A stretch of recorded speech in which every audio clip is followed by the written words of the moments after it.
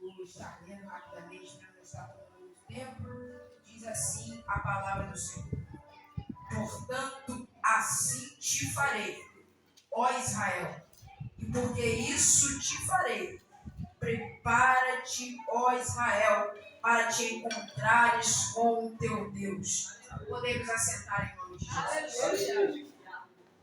Meus irmãos, este versículo, essa palavra, ela é muito conhecida, pois ela é muito usada em temas de muitos congressos, de muitos cultos, para falar sobre a descida do Senhor. No contexto em que essa palavra foi escrita, Israel passava por uma desigualdade social muito grande, na qual os ricos ficavam mais ricos e os pobres ficavam mais pobres. Os ricos ficavam mais ricos à custa dos pobres. Quanto mais os pobres perdiam, mais os ricos ganhavam. E não é muito diferente nos dias de hoje. Muitas das vezes os ricos ficam mais ricos e os pobres ficam mais pobres. Os ricos são mais beneficiados e os pobres são menos beneficiados. Mas é nesse contexto que o Senhor decide levantar nós para profetizar contra essa desigualdade. Porque o povo estava em idolatria, o povo estava em pecado, o povo estava em desigualdade, mas Deus ainda queria ter um encontro com o seu povo. E quando o diabo olhava e dizia acabou, a graça dizia ainda tem jeito. E quando o diabo dizia terminou, a graça dizia ainda vou levantar alguém para fazer algo novo e diferente. É nesse contexto que Amós é levantado para profetizar. Amós vai profetizar contra a Síria, contra a Fenícia, contra a Assíria, que são povos diferentes, mas o povo ele não vai se voltar a Deus. Amós profetiza contra a idolatria, contra a desigualdade, os pecados da época, e o povo não se volta a Deus. Por isso, Deus vai permitir que algumas calamidades se voltavam ao Senhor. A primeira calamidade que atinge o povo é a fome, pois a falta de alimentos e a falta de terra fértil devido à grande seca que também atingiu o povo, não permitia que nada fosse plantado e as pessoas não conseguiam grãos e alimentos suficientes. A terceira, pois a seca foi a segunda, a terceira foram os gafanhotos. O pouco que conseguia ser plantado naquela terra seca e não fértil era arrancado, devorado pelos gafanhotos. Então vêm as guerras, pois os inimigos, vendo que Israel estava num momento de fraqueza, vão atacar a nação. Pois o inimigo nunca ataca quando estamos fortalecidos. O inimigo nunca ataca quando nós estamos esperando. O inimigo nunca ataca quando estamos preparados. Foi assim com Jesus no deserto. Enquanto ele estava num momento de fraqueza, enquanto Jesus estava num momento de dificuldade, enquanto Jesus estava cansado, após 40 dias de jejum, o diabo veio para ele, vendo que ele estava com fome, e disse: se tu és o Filho de Deus, transforma essa pedra em pão. Mas Jesus olha para ele e diz: nem só de pão viverá o homem, mas sim de toda a palavra que sai da boca de Deus. Satanás é insistente, se tem uma coisa que Satanás possui, e tem muita paciência para fazer alguém pecar. Satanás tem algo que tem muito mais que a gente, é paciência para ver alguém cair, para ver alguém errar. Uma coisa que Satanás tem é paciência. Então ele volta e diz: se tu és o Filho de Deus, lança-te daqui do pináculo, pois aos anjos dará ordem ao teu respeito. Mas Jesus olha para ele e diz: sai daqui, Satanás, porque está escrito: não tentarás ao Senhor teu Deus. Satanás insiste mais ainda e mostra para Jesus toda a riqueza daquela época e diz: te darei tudo isso se tu se prostrar e me adorar. Mas Jesus vai dizer: para trás de mim, Satanás, porque está escrito: somente ao teu Deus adorará e só ele servirá. Jesus estava fraco, mas repreendeu Satanás, porque o crente mais fraco que estiver aqui, ele já é mais forte do que 1000 demônios de pé. Porque Paulo escreveu dizendo que quando pensamos que estamos fracos, o Senhor se faz forte nas nossas fraquezas. Foi escrito em Coríntios que o Senhor não escolhe as coisas fortes para que nenhuma carne se glorie, mas Jesus escolheu as coisas fracas para vencer as fortes. Aí eu me lembro que ele levantou Davi. Tinha um monte de homem forte, tinha um monte de homem preparado, tinha um monte de homem treinado para derrotar um gigante, mas nenhum se levantou. Aí Deus diz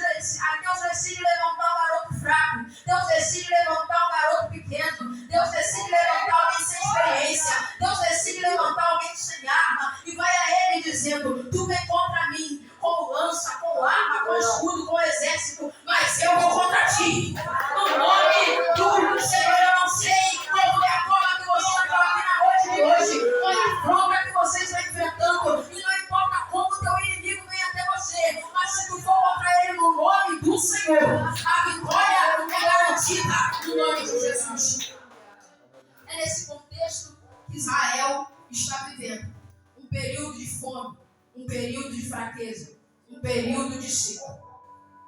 Então, a Bíblia diz que Deus decide dizer a Amós: Amós, chega para o povo e diz: prepara-te, ó Israel, para te encontrares com o Senhor, o teu Deus. Esse texto ele é muito usado para falar sobre o arrebatamento, sobre a volta de Jesus. Porém, esse texto não fala sobre a volta de Jesus, mas na verdade fala sobre a sua primeira vinda, porque o povo estava num nível tão alto de pecado, o nível estava num nível tão alto de dificuldade, que o próprio Deus teria que descer para resolver.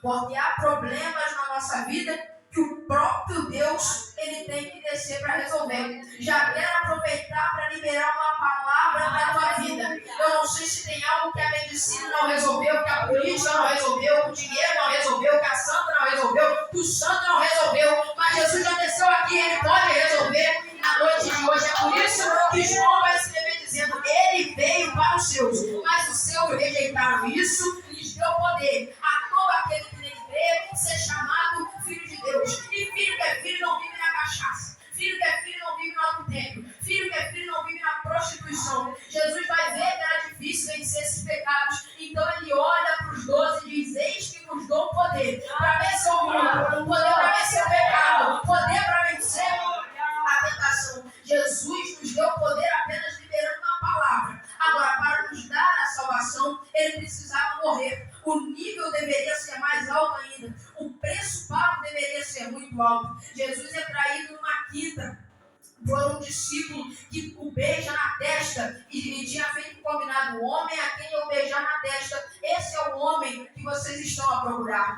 Então Judas vai o trair com um beijo enquanto ele ainda estava a falar. Vão pegar Jesus, vão prendê-lo numa quinta-feira. Então Jesus vai ser julgado, vai passar por vários julgamentos, sem direito a advogado de defesa, sem direito a alguma testemunha para o ajudar. Testemunhas falsas se levantam para o incriminar. Então Jesus é levado perante um homem que vai parar diante do povo e vai dizer: vocês querem que eu solte Jesus ou Barrabás? O povo vai querer soltar um homem mau caráter, o povo vai preferir soltar um homem mau elemento, o povo vai preferir soltar um criminoso e prender um homem inocente, que era Jesus. Mas Jesus não lhe responde palavra. Como o cordeiro mudo foi levado ao matadouro, Jesus é levado então e é espancado verbal e fisicamente. Jesus apanha e depois ainda tem que carregar uma cruz. É cuspido e ainda tem que carregar uma cruz. Jesus passa por tudo quanto é coisa ruim. Ele tomou sobre si as nossas dores e carregou uma cruz. Então Jesus é morto. No primeiro dia, eu imagino os discípulos pensando que era o dia da decepção. O que ele tinha conosco acabou, já era, acabou tudo, não tem mais o que fazer. O segundo dia foi o dia do silêncio. Eles voltaram às velhas práticas, mas ao terceiro dia a palavra foi diferente. Ao terceiro dia a palavra foi: por que procuras o vivo no meio dos mortos? Por que procuras o vivo no meio dos mortos? É por isso que Félix Faustini escreveu dizendo que os homens olharam para o ferro e viram que ele era forte, faziam construções com ele, venciam as guerras e perguntaram: ferro, você é a coisa mais forte que existe? Não sou, porque quando eu passo pelo fogo, ele tem poder para me derreter e me vencer. Fogo, você é o mais forte do mundo? Não, porque quando a água vem sobre mim, ela é capaz de me apagar. Água, você é a mais forte do mundo? Não, porque quando os raios do sol batem em mim, eles me secam. Sol, você é o mais forte do mundo? Não, porque vem a nuvem e acaba com o meu brilho. Nuvem, você é a mais forte do mundo? Não, porque vem o vento e me rebate de um lugar ao outro. Vento, você é o mais forte do mundo? Não, porque quando eu passo pela montanha, ela me trava. Ela é capaz de me repartir. Agora vem o homem com seus maquinários e arranca a montanha. Então vão dizer: homem, você é o mais forte? Não, porque quando a morte me abraça, quando a morte chega até mim, eu não tenho força de fugir do teu abraço. Aí a morte diz: escreve aí que eu sou mais forte. Adão está comigo, Abel está comigo, Abraão está comigo, Isaac está comigo, Jacó está comigo, Moisés está comigo, Arão está comigo, Josué está comigo, Eude está comigo, Débora está comigo, Gideão está comigo, Sansão está comigo, Samuel está comigo, Saúl está comigo, Davi está comigo, Ezequias está comigo, Joel está comigo, Obadias está comigo.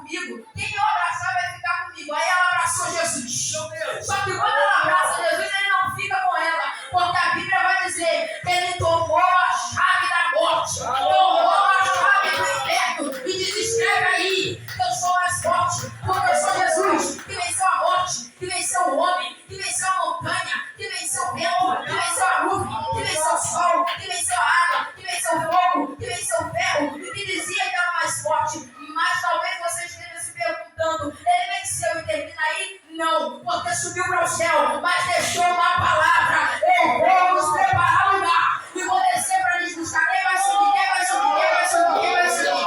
Aleluia! É por isso que Paulo escreveu naquele grande dia: a 7ª trombeta soará. Eu não sei se esse culto vai terminar, mas eu já estou preparado. A 7ª trombeta soará e nós estaremos em Cristo, seremos arrebatados, reinaremos com Ele nas nuvens. Na primeira vinda, Ele veio com uma coroa de espinho. Na segunda, Ele volta com uma coroa de glória. Na primeira vinda, Ele veio humilde. Na segunda, vem com tudo fino. Na primeira vinda, Ele veio indefeso. Na segunda, vem com um batalhão de anjos e uma espada saindo da sua boca. Seus olhos são como chama de fogo. E o diabo, queira ou não queira, gosta ou não gosta, entenda ou não entenda, aceite ou não aceite, na sua coxa está escrito: Rei dos Reis e Senhor dos Senhores. Eu não sei nem se esse culto vai terminar, mas antes de finalizar a mensagem, eu preciso liberar uma palavra para a tua vida.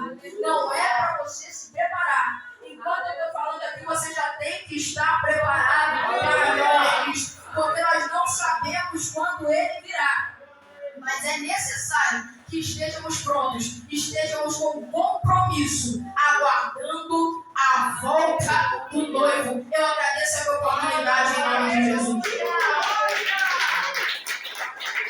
Eu gostaria de perguntar se tem alguém nos ouvindo ao redor ou dentro da igreja que deseja aceitar a Jesus como o único e suficiente Salvador. Você ouviu uma palavra que é necessário estar preparado para que Jesus possa voltar. Eu não sei quando Ele vai voltar. Talvez você esteja se perguntando: mas eu não tenho que me consertar primeiro para ir até você? Não, porque Jesus disse: vinde a mim como estáis, vós que estáis cansados e oprimidos, e eu vos aliviarei. Estevão, mas eu tenho um problema. Ele está acima de qualquer problema. Ele está acima de qualquer enfermidade, dificuldade. Eu queria saber se tem alguém. Se tiver alguém, que você venha até o final do culto. Eu não estou te chamando para ser crente, estou te chamando para aceitar a Jesus. Permitir que Ele conduza a tua vida e a tua caminhada. Se tiver alguém, nos procure até o final do culto. Eu agradeço a minha oportunidade em nome de Jesus.